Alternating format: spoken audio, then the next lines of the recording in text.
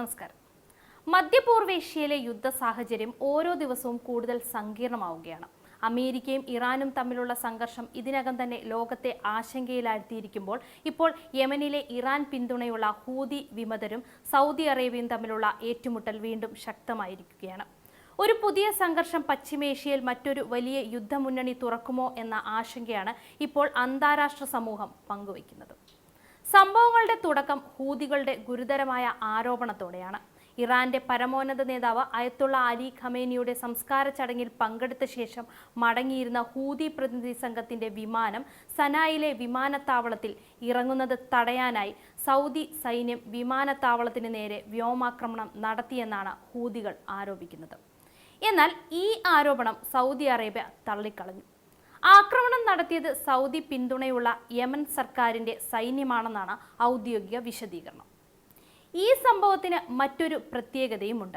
2015 Yemen ആഭ്യന്തര യുദ്ധം ശക്തമായതിനു ശേഷം ആദ്യമായി ടെഹ്റാനിലേക്കുള്ള നേരിട്ടുള്ള വിമാന സർവീസ് പുനരാരംഭിക്കുന്നതിനായിരുന്നു ഹൂതികളുടെ ശ്രമം. എന്നാൽ വിമാനത്താവളവുമായി ബന്ധപ്പെട്ട ആക്രമണത്തെ തുടർന്ന് വർഷങ്ങളായി നിലനിന്നിരുന്ന താൽക്കാലിക സമാധാന ധാരണ അവസാനിപ്പിച്ചതായി ഹൂതികൾ പ്രഖ്യാപിച്ചു.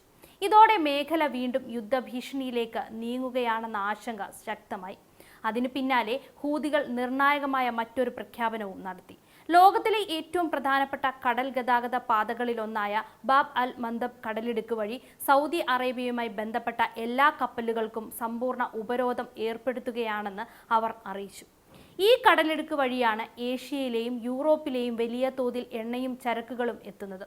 അതിനാൽ ഇവിടെ ഉണ്ടാകുന്ന ഏത് തടസ്സവും ലോക വ്യാപാരത്തെ നേരിട്ട് തന്നെ ബാധിക്കും. ഇതിനിടെ ഹൂതികളുടെ നിയന്ത്രണത്തിലുള്ള യമനിലെ പ്രധാന തുറമുഖമായ ഹൊദൈദയ്ക്ക് നേരെ സൗദി അറേബ്യ വ്യോമാക്രമണം നടത്തിയതായും റിപ്പോർട്ടുകളുണ്ട്. അതിന് തിരിച്ചടിയായാണ് ചെങ്കടലിലൂടെ സഞ്ചരിച്ചിരുന്ന 2 സൗദി എണ്ണക്കപ്പലുകൾ ഹൂതികൾ ആക്രമിച്ചത് എന്നാണ് വിവരം. ഇതോടെ ചെങ്കടൽ മേഖലയിലെ സുരക്ഷ വീണ്ടും വലിയ ചർച്ചയായി മാറിയിരിക്കുകയാണ്.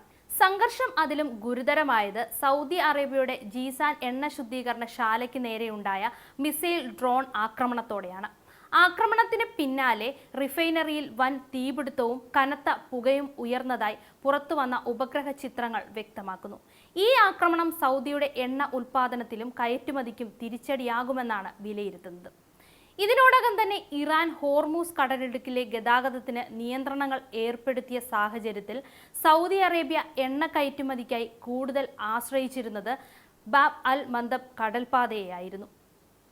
എന്നാൽ ഇപ്പോൾ ഈ പാതയിലും ഹൂതികളുടെ ആക്രമണം ശക്തമായതോടെ സൗദിയുടെ എണ്ണ കയറ്റുമതി മാത്രമല്ല ലോകത്തിന്റെ ഊർജ്ജ വിതരണ ശൃംഖല തന്നെ സമ്മർദ്ദത്തിലാകുമെന്ന ആശങ്ക ഉയരുകയാണ്.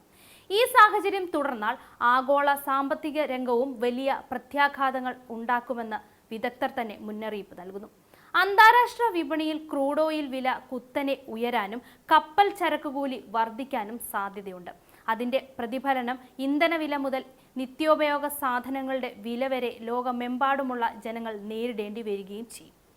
അതുകൊണ്ട് തന്നെ യമനിൽ വീണ്ടും ശക്തമായ ഹൂതി സൗദി ഏറ്റുമുട്ടൽ ഒരു പ്രാദേശിക സംഘർഷം മാത്രമല്ല, അമേരിക്ക ഇറാൻ സംഘർഷത്തിന്റെ ഭാഗമായി രൂപം കൊള്ളുന്ന മറ്റൊരു നിർണായക യുദ്ധമുന്നണിയായാണ് ലോകം ഇതിനെ വിലയിരുത്തുന്നത്. വരും ദിവസങ്ങളിൽ ഈ സംഘർഷം ഏത് ദിശയിലേക്ക് നീങ്ങുമെന്നതും ആഗോള സമ്പദ് വ്യവസ്ഥയെ എത്രത്തോളം ബാധിക്കുമെന്നതുമാണ് ഇപ്പോൾ ലോകം ഉറ്റുനോക്കുന്നത്. മധ്യപൂർവേഷ്യയിലെ നിലവിലെ സാഹചര്യത്തെ പരിശോധിക്കുമ്പോൾ യമനിലെ ഹൂതി സൗദി സംഘർഷം ഒറ്റപ്പെട്ട ഒരു ആഭ്യന്തര പ്രശ്നമായി കാണാൻ കഴിയില്ല. കഴിഞ്ഞ ഒരു ദശാബ്ദമായി യമൻ യുദ്ധം പ്രാദേശിക ശക്തികളുടെ മത്സരത്തിനുള്ള വേദിയായി മാറിയിരിക്കുകയാണ്. ഒരു ഭാഗത്ത് ഇറാന്റെ പിന്തുണയുള്ള ഹൂതികളും മറുവശത്ത് സൗദി അറേബ്യയും അതിന്റെ സഖ്യകക്ഷികളും നിലയുറപ്പിക്കുമ്പോൾ ഈ ഏറ്റുമുട്ടലിന് പിന്നിൽ വലിയ ഭൗമരാഷ്ട്രീയ താൽപ്പര്യമാണ് ഉള്ളത്. പ്രത്യേകിച്ച് ബാബ് അൽ മന്ദബ്, ഹോർമൂസ് തുടങ്ങിയ കടലിടുക്കുകൾ ആഗോള ഊർജ്ജ വ്യാപാര ശൃംഖലയുടെ നിർണായക കേന്ദ്രങ്ങളാണ്. ഈ മേഖലകളിൽ സുരക്ഷാ ഭീഷണി ഉയരുന്നത് ഓരോ തവണയും അതിന്റെ പ്രതിഫലനം എണ്ണവിലയിലും ചരക്ക് ഗതാഗതത്തിലും ഇൻഷുറൻസ് ചെലവിലും ആഗോള വിതരണ ശൃംഖലയിലും പ്രകടമാകാറുണ്ട്. അതുകൊണ്ട് തന്നെ യമനിലെ സംഘർഷം ഒരു പ്രാദേശിക യുദ്ധമായി മാത്രം കാണാൻ സാധിക്കില്ല. അതേസമയം അമേരിക്ക ഇറാൻ സംഘർഷം കൂടുതൽ രൂക്ഷമാകുന്ന സാഹചര്യത്തിൽ ഹൂതി സൗദി ഏറ്റുമുട്ടൽ ശക്തമായാൽ പശ്ചിമേഷ്യയിൽ ഒരേ സമയം ഒന്നിലധികം യുദ്ധമുന്നണികൾ സജീവമാകാനുള്ള സാധ്യതയും തള്ളിക്കളയാനാകില്ല. അത്തരമൊരു സാഹചര്യം മേഖലയുടെ രാഷ്ട്രീയ സ്ഥിരതയെയും ലോക സമ്പദ് വ്യവസ്ഥയും ഒരുപോലെ ബാധിക്കാൻ ഇടയാക്കും. മധ്യപൂർവേഷ്യയിലെ ഓരോ പുതിയ സംഘർഷവും ഇന്ന് അതത് രാജ്യങ്ങളുടെ അതിർത്തിക്കുള്ളിൽ ഒതുങ്ങുന്നില്ല എന്നതാണ്. യമനിൽ വീണ്ടും സംഘർഷം ശക്തമാകുന്ന സാഹചര്യം പ്രാദേശിക സുരക്ഷയെ മാത്രമല്ല, ആഗോള ഊർജ വിപണിയെയും കടൽ വ്യാപാരത്തെയും ലോക സമ്പദ് വ്യവസ്ഥയും നേരിട്ട് സ്വാധീനിക്കാൻ ശേഷിയുള്ളതാണ്. അതിനാൽ സൈനിക നീക്കങ്ങളെക്കാൾ നയതന്ത്ര ഇടപെടലുകൾ ശക്തമാക്കുകയും സംഘർഷം കൂടുതൽ വ്യാപിക്കുന്നത് തടയുകയും ചെയ്യുക എന്നതാണ് അന്താരാഷ്ട്ര സമൂഹം നേരിടുന്ന ഏറ്റവും വലിയ വെല്ലുവിളി. വരും ദിവസങ്ങളിലെ സംഭവവികാസങ്ങളാണ് ഈ പ്രതിസന്ധി നിയന്ത്രിക്കാനാകുമോ അതോ പശ്ചിമേഷ്യയെ കൂടുതൽ വലിയ അസ്ഥിരതയിലേക്ക് നയിക്കുമോ എന്ന് നിർണ്ണയിക്കുക.